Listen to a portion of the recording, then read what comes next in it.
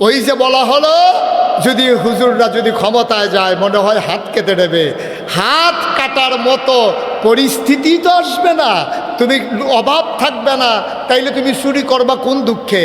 আর তুমি বাংলাদেশে থাইকা নির্বাচনের আগে তোমার ভিড়ায় কুত্তা ঘুমায়, আর নির্বাচনে পাশ করার পরে তুমি টাঙ্গাইলে বাড়ি করো, ঢাকাতে বাড়ি করো, সেকেন্ড হোম করবা মালয়েশিয়ার কানাডা গিয়া, তারপরে তোমারে ছেড়ে দেবে। এত ভাত কি দুধ দিয়া খায় নাকি মিয়া? রাজনীতি করবা বাংলাদেশের মাথা বিক্রি করে, বাড়ি করবা কানাডায় আর মালয়েশিয়ায়, তোমার তো জুতা পিটা করার দরকার ছিল আগেই। তুমি এই বাংলাদেশে রাজনীতি করো, মানুষের মাথা বিক্রি করে তুমি ক্ষমতায় যাও, অথচ তুমি ওই চিকিৎসা করো বিদেশে গিয়া। এটার নাম রাজনীতিবিদ কয় না, ঠিক কিনা কও? একটা হাঁচি দিলে একটা কাশি দিলে বিদেশে চলে যাও। হ্যাঁ, আর আমার দেশে ওপেন হার্ট সার্জারি করে আমার নেতা প্রমাণ করে দিয়েছে, যেই দেশের চিকিৎসার উপরে আস্থা নাই যেই নেতার, এই দেশে এই নেতাগিরি করার কোনো দরকার নাই, ঠিক কিনা বলো? আমার দেশের জনগণ যদি এই দেশে চিকিৎসা করাইতে পারে, আমি কোন জায়গার তাল গাছ হয়েছি আমি, ঠিক কিনা কও? সেদিন আসবে, দিন বদলে দিতে হবে। সবসময় একরকম দিন যায় না, যেদিন গেছে একেবারেই গেছে, কিছুই তার নেই বাকি, শুরু হবে তার নতুন দিন। সূর্য উঠবে নতুন দিগন্তে, হাসবে গোটা পৃথিবী আনন্দের হিল্লোলে, ঠিক কিনা বলো? হযরত ওমর যখন বললেন এই দেশের ভিতরে অন্যায় বিচার থাকবে না, দেশের ভিতরে দরজা খুলে মানুষ ঘুমায়, জাকাত নেওয়ার মতো লোক নাই, এক সপ্তাহ ঘুরে ঘুরে জাকাতের টাকার ব্যাগ নিয়ে ঘরে চলে আসছে, কারে দেব টাকা, জাকাত নেওয়ার মতো লোক নাই। একটা ঘর দেখে এবড়ো থেবড়ো পুরানো ঘরের মতো, দরজা ধাক্কা দিয়া জাকাতের টাকার ব্যাগ ঢিল মেরে ফেলে দিছে। ভাই জাকাতের টাকা আপনারা রাইখা দিয়েন। জাকাতের টাকা নিয়ে ঘরের মালিক পেছনে পেছনে দৌড়ায়, কয় ভাই এইমাত্র আমি টাকা দিতে না পাইরা ঘরে আসলাম, আমি তো এক সপ্তাহ ধরে ঘুরতেছি, জাকাতের টাকা দেওয়ার লোক পাই না। ইসলাম এই কথা ছড়িয়ে পড়ল গোটা মধ্যপ্রাচ্যে, পার্শ্ববর্তী কাফের দেশেও কথা ছড়িয়ে পড়ল। উমরের দেশে চুরি নাই, ডাকাতি নাই, দরজা খুলে ঘুমায়, নারী নাকের ভিতরে ফুল, কানের ভিতরে দুল, গলার ভিতরে মালা, হাতের ভিতরে মালা, স্বর্ণ মুদ্রা নিয়ে হেঁটে যায় দিগন্ত থেকে দিগন্তে, ধুধু মরুভূমির মাঝ দিয়ে গোধূলি লগ্নে পরন্ত বিকেলে সূর্য ডুবো ডুবো প্রায়, মানুষগুলো ভীত সন্ত্রস্ত, পাখিগুলো আপন নিরে ফিরে, গরুগুলো গোয়াল ঘরে, ভয়ে কেউ রাস্তায় বের হতে চায় না। চতুর্দিকে মাইলের পর মাইল ধুধু মরুভূমি, মহিলা হেঁটে যায় নিঃসংকোচে নিশ্চিন্তে। যুবক গিয়ে জিজ্ঞেস করে, ও মহিলা, তোমার নাকে ফুল, কানে দুল, গলায় মালা, হাতে বালা, ভয় লাগে না? মহিলা বলে, হ্যাঁ ভয় তো লাগেই, ভয় লাগবে না কেন? এত অলংকার পরে টাকা নিয়ে রওনা দিয়েছি, চুরি ডাকাতের তো ভয় আছেই, তবে ভয় আমার জন্য না, ভয় লাগে তোমার জন্য। যুবক বলে, আরে বা, আমার নিয়ে তোমার ভয়ের কি আছে? মহিলা ডাক দেখো, যুবক রে, তুমি যে আমারে ভয় দেখাইছো, আল্লাহ আল্লাহ কইরা যদি এই কথাটা উমরকে বলতে পারি, টের পাইবা চোখের জায়গায় চোখ থাকবে না, ঠিক কিনা বল? এটার নাম ইসলাম। কথা ছড়িয়ে গেল বাইরের দেশে। আমি যদি টাঙ্গাইল এসে দেখি সবাই দরজা খুলে ঘুমায়, তো আমি কুমিল্লা গিয়ে তো বলবোই এই কথা, ভাই আমরা দরজা বন্ধ কইরা জানালাটা একটু খুইলা ঘুমাইতে পারি না, মোবাইল হাত দিয়া নিয়ে যায় জানালা দিয়া। আর টাঙ্গাইলে গিয়ে দেখলাম দরজা খুইলা ঘুমায়, কোনো চিন্তা নাই, ভাবনা নাই, চুরি নাই, ডাকাতি নাই, মেয়েরা হেঁটে যায়, কেউ টিটকারি মারে না, মস্কারা করে, সোনার এক জ্বালা টাঙ্গাইল। এই কথা যদি আমি কুমিল্লা গিয়া বলি, তো কুমিল্লার অনেকেই দেখতে আসবে যে হুজুর যে কইলো দেখে আসি তো এইরকমই কিনা। তো মদিনায় যখন এমন দেশ, কাফের একটা এসে ঢুকছে মদিনায়, এক বুড়া মানুষকে দেখে জিজ্ঞেস করতেছে, ভাই আপনার বাড়ি কি মদিনায়? কয় হ্যাঁ আমার বাড়ি মদিনায়। তো আপনাদের যে প্রেসিডেন্ট উনি কই? কয় প্রেসিডেন্ট আমাদের দেশে নাই।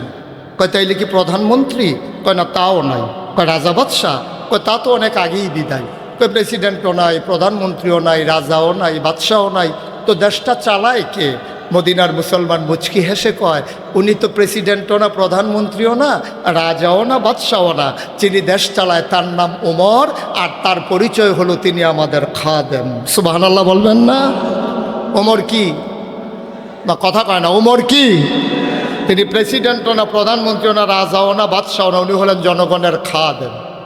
মদিনার মুসলমানকে কাফির জিজ্ঞেস করে, তাইলে তিনি কি তোমাদের খাদেম? কাহা কয় তাইলে ওনার রাজপ্রাসাদটা কই? কয় বুঝলাম না। কই উনি যেখানে ঘুমায় বিরাট উঁচু করে দেওয়াল দেওয়া, আর সেখানে ওয়াচ টাওয়ার বসানো, যেখান দিয়া টহল হয় পুলিশের। এই রাস্তাই বন্ধ, এখান দিয়ে হাঁটা যায় না। উপরের দিকে তাকাইলে পেছন দিক দিয়া টুপি পইরা যায়। এত সিকিউরিটি মেনটেন করে যে ঘর তৈরি হয় আমাদের দেশে, তোমাদের রাজা, তোমাদের যে ওমর, উনি থাকে কই? কয় কি জানতে চাও? বুঝি নাই। কয় উমর কোন ঘরে ঘুমায়? এবার আঙ্গুল দিয়া মদিনার মুসলমান দেখাই দিল মাটির ওয়াল করা, খেজুর পাতার ছাউনি দেওয়া একটা ঘর। মাটির ওয়াল করে খেজুর পাতার ছাউনি দেওয়া একটা ঘর। এইটাই কি উমরের ঘর? এইটাই উমরের ঘর। তার special force, security guard, SSF যারা, ওরা কই? কই বুঝলাম না। কয় তার নিরাপত্তা যারা বিধান করে ওরা কই? কয় তার নিরাপত্তা দেবে এমন কলিজা কার আছে?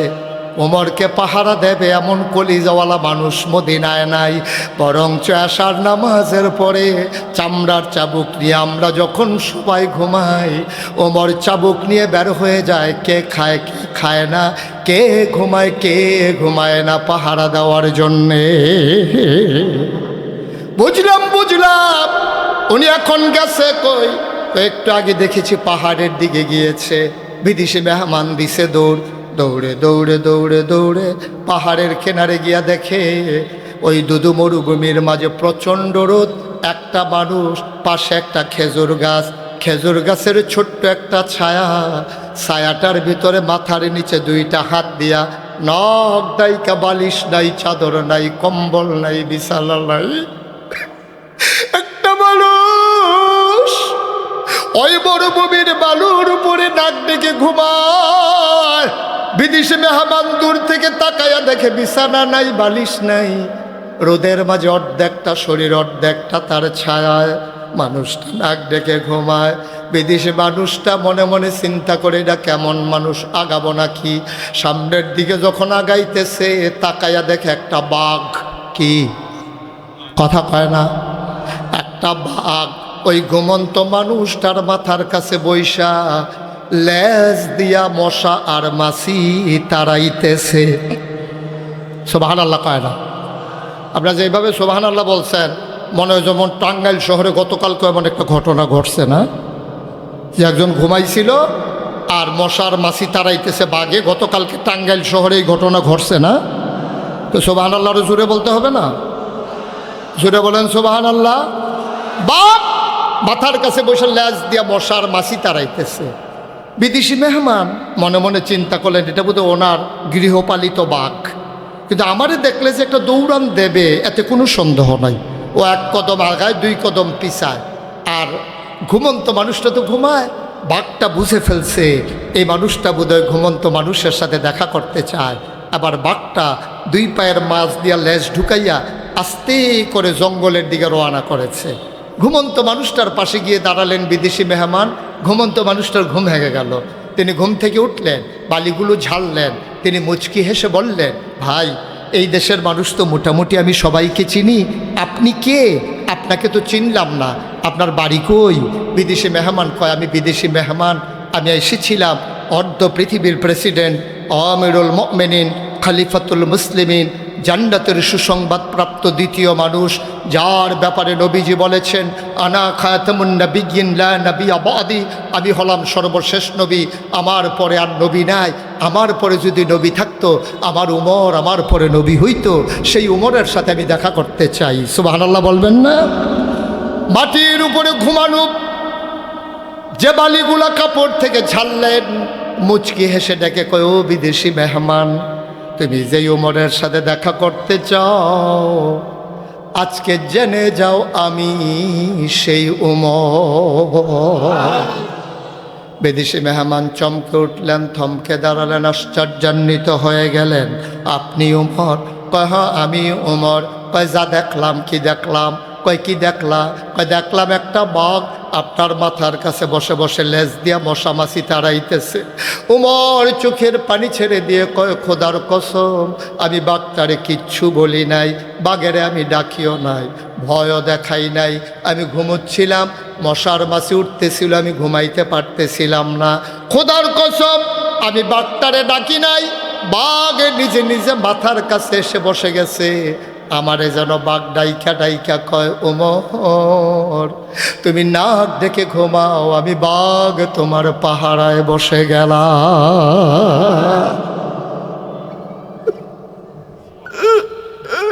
ওরা কেমন, এটা কিভাবে সম্ভব? বাঘ মানুষকে পাহারা দেয়, এটা কিভাবে সম্ভব? ওমর মুচকি হেসে কয়, মান্নাহুল মাওলা ফালাহুল কুল, যার জন্য আল্লাহ তার জন্য সব। ও টাঙ্গাইলের মানুষ, মুশতাক ফৈজি কখনো তোমাদের এই জনপদে আর আসে নাই, কোনো দিন আসবো কিনা জানি না, তবে মনে রাখবা আমরা সবাই যদি আল্লাহর হয়ে যেতে পারি, ইন্টারন্যাশনাল রিলেশন সকল ক্ষেত্রে, সকল পর্যায়ে, সকল জায়গায়, সকল অবস্থানে আমরা যদি আল্লাহর ভয় অন্তরে নিয়ে কাটাতে পারি, খোদার কসম শুধু মানুষ নয়, পৃথিবীর অন্যান্য দেশ নয়, 18,000 মাখলুকাত আমরা মানুষের পায়ের কাছের গোলামে পরিণত হবে। ঠিক কিনা বলো? আমরা আল্লাহর হতে পারি নাই, এই জন্য আল্লাহ আমাদের হয় নাই। আসুন সবাই মিলে দীপ্ত শপথ গ্রহণ করি, ঘুমিয়ে ঘুমিয়ে আর একটা মুহূর্ত কাটানোর সময় নাই। প্রতিটা ক্ষণ, প্রতিটি সেকেন্ড, প্রতিটি ঘন্টা, প্রতিটি দিন, প্রতিটি রাত, প্রতিটি মাস, প্রতিটি সপ্তাহ, সারাটা জীবন তুমি এমনভাবে নিজেকে বিলিয়ে দাও, আমি আল্লাহর হয়ে গেছি, আল্লাহ আমার হয়ে যাক। এই প্রত্যাশা নিয়ে যদি সময় কাটাতে পারো, খোদার কসম তুমি মরে যাবা। মসজিদের মিনার থেকে ঘোষণা আসবে, মানুষটা নাই, দলে দলে সবাই মিলে তোমার জানাজায় চলে যাবে। কাফন পরিয়ে যখন দাফন করে দেবে মাটির কবরে, সবাই দেখবে মাটির কবর, তুমি কবরে গিয়া দেখবা মাটির কবর মাটি নাই, মাটির কবর জান্নাতের টুকরা হয়ে গেছে। ঠিক কিনা বলো? এইরকম একটা জিন্দেগি আমরা চাই নাকি চাই না? যেহেতু আমরা চাই, এই মাহফিলটা হওয়াতে চাওয়ার সুযোগ পেয়েছি। স্বল্প ছোট সময়ের নোটিশে যেহেতু মাহফিলটা করা হয়েছে, কর্তৃপক্ষ ইচ্ছে করেই আর লম্বা সময় নিয়ে ঘরে ঘরে দৌড়ে দৌড়ে পৌঁছে এ মাহফিলের জন্য সাহায্য চাওয়ার সুযোগ হয়ে ওঠেনি। এখানে যারা আমরা হাজির হয়েছি, আমরা যদি 1000 টাকা করে 100 লোক দেই, তাহলে হয়ে যায় 1 লক্ষ টাকা। 100 টাকা করে 100 লোক দিলে হয়ে যায় আপনার 10,000 টাকা। এত কঠিন কোনো বিষয় না। আমরা একটা লোকও আমরা খালি যাব না। মায়ের জন্য দোয়া হবে, বাবার জন্য। এই যে যুবক, এই 3 জনকে বসাই দাও, বসো। বড় বুদ্ধিমান যুবক, বুঝা ফেলাইছে যে মাহফিল শেষ, আগাই রাখতে আছে রাস্তা। আমি তো বলবোই দোয়া হবে না, আমরা সবাই মিলে দোয়া করব। একটা লুকও খালি যাওয়া যাবে না। আমার ভলান্টিয়ার যারা, আপনারা একটু ভেতরে ঢুকেন। আপনারা বিসমিল্লাহ বলে পকেটে হাত দেন, বিসমিল্লাহ বলে পকেটে হাত দেন। একটা লুকও খালি যাওয়া যাবে না। আপনি প্রয়োজনে 2 টাকা দেবেন, কিন্তু আপনি দেন নাই এমন যেন না হয়। আমি একটা লুকও দেখতে চাই না যে আপনি সাহায্যের হাত বাড়াই দেন নাই। আমি চাই সবাই মিলে আমরা দানের হাত বাড়িয়ে দেব, আমরা কবুল করে নেবেন আল্লাহ। আগামীকালকে মির্জাপুর হাই স্কুল মাঠে আমি আলোচনা করব ইনশাল্লাহ, রাত্র 9টা মির্জাপুর হাই স্কুল মাঠে। যারা পারেন সবাই যাবেন। হ্যাঁ, মা বোনেরা যারা আছেন ওখানেও দায়িত্ব নিয়ে, আমাদের দায়িত্বশীলা যারা আছেন, আপনারা দয়া করে একটু মায়েদের কাছে হাত পাতেন। আর আপনারা যারা এখানে, কই যুবক, কই আপনার ভলান্টিয়ার, কই একজনও তো দাঁড়াইতে দেখি না। না, বক্সের পর্যন্ত যাওয়ার সময় আছে নাকি আমাদের মানুষের? কত ব্যস্ততা আমাদের। ভলান্টিয়ার যারা ভিতরে ঢুকে যান, 2-1 মিনিটের ভিতরে সবাই দিয়ে দেন। এই ফাঁকে আমরা সবাই মিলে দোয়া করব, আল্লাহ যেন আমাদের মনের আশা পূরণ করে দেয়। দোয়া না করে কেউ উঠবেন না, পারলে দেবেন, না পারলে নাই, কিন্তু দোয়ার দরকার আছে। লানাকুনান্না মিনাল খাসিরিন। রব্বানা আতিনা ফিদ দুনিয়া হাসানাতাও ওয়া ফিল আখিরাতি হাসানা ওয়া কিনা আযাবান নার। আয় আল্লাহ তাআলা, তোমার কুদরতি পায়ে ধরে ভিক্ষা চাই, আমাদের জীবনের গুনাহগুলো তুমি মাফ করে দাও, আমাদের যার যত অভাব আছে দূর করে দাও। যার যত পেরেশানি আছে উদ্ধার করে নাও, যারা ঋণগ্রস্ত ঋণ মুক্ত বানায়া দাও। আব্দুল হামিদ ভুইয়া আমার ভাই দোয়া চেয়েছেন, আবু জাফর ভাই উনিও দোয়া চেয়েছেন। আয় আল্লাহ তাআলা সবাইকে তুমি মাওলা শিফায়ে কামেলা নসিব করে দাও। আমাদের কারো আব্বা নাই, কারো মা দুনিয়ায় বেঁচে নাই। আব্বা আম্মা যাদের কবরে, আব্বা আম্মার কবর তুমি মাওলা জান্নাতের টুকরা বানিয়ে দাও। মাওলা রাব্বে কারিম, আমি আসি আর না আসি, আমি থাকি আর না থাকি, আজকের এই মাহফিল উপযুক্ত খাদেম দিয়া কিয়ামত পর্যন্ত তুমি মাওলা কায়েম আর দায়েম রেখে দিও। ইয়া রাব্বাল আলামিন, টাকা দিল, পয়সা দিল, বুদ্ধি দিল, পরামর্শ দিল, মাহফিলে হাজির হলো, যে যেমন করে মাহফিল সাজালো, কিয়ামতের দিনে মুসিবতের সময় আজকের মোনাজাতকে সবার জন্য নাজাতের উসিলা বানাইয়া দিও। ইয়া রাব্বাল আলামিন, আমার মায়েরা বোনেরা আবেদা সালেহা জাহেদা বানাইয়া দিও। আমরা বড় দুঃখী মানুষ মাওলা, 54 বছর হলো দেশটা স্বাধীন হলো, স্বাধীনতার স্বাদ আমরা নিতে পারলাম না। আমাদের মাথার উপরে এমন নেতা দিয়ে দাও যারা সৎ, যোগ্য, আল্লাহ ভীরু, এমন নেতা আমাদের মাথার উপরে তৈরি করে দিও। রব্বানা ফাগফির লানা যুনুবানা ওয়া কাফির আন্না সাইয়্যাতিনা ওয়া তাওয়াফানা মাল আবরার। আমিন আমিন আমিন ইয়া রাব্বাল আলামিন। হায়াত যেদিন শেষ হয়ে যাবে, রুহু যেদিন গলার মাঝামাঝি আটকে যাবে, কঠিন মুসিবতের সময় তুমি রাজি থেকে তোমার হাবিবকে রাজি রেখে আমাদের কণ্ঠে ওই মধুর কলেমা তুমি জারি করে দিও, লা ইলাহা ইল্লাল্লাহু মুহাম্মাদুর রাসূলুল্লাহ সাল্লাল্লাহু আলাইহি ওয়াসাল্লাম। আসসালামু আলাইকুম ওয়া রাহমাতুল্লাহ।